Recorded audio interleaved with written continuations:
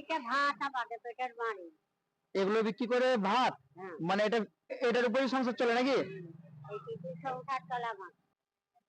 এগুলো কি আছে? ঝাঁটা আছে। কি আছে? ঝাঁটা। ঝাঁটা। হ্যাঁ।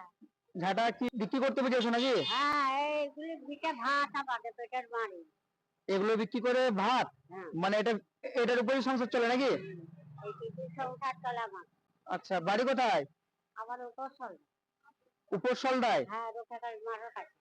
আচ্ছা, রক্ষাকালী মাড়োর কাছে বাড়ি, তাই তো? আচ্ছা, সরে এসো এদিকে। কটা হাঁটা আছে? কটা আছে? 11টা। 11টা। কত করে দাম এগুলো এক একটা? 8 টাকা 10 টাকা। 8 টাকা 10 টাকা,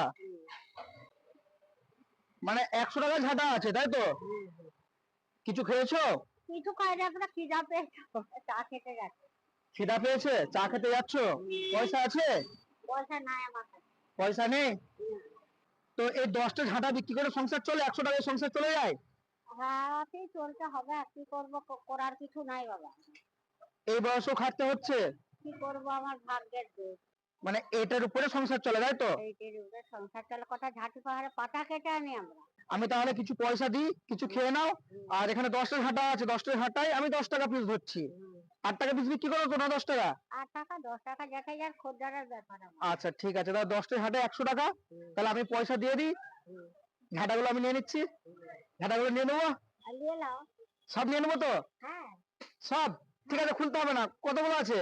যারা আমি দেখছি থাকো। হ্যাঁ, দেখো কটা কটা আছে? 10 টাকা। 10টা? 100 টাকা।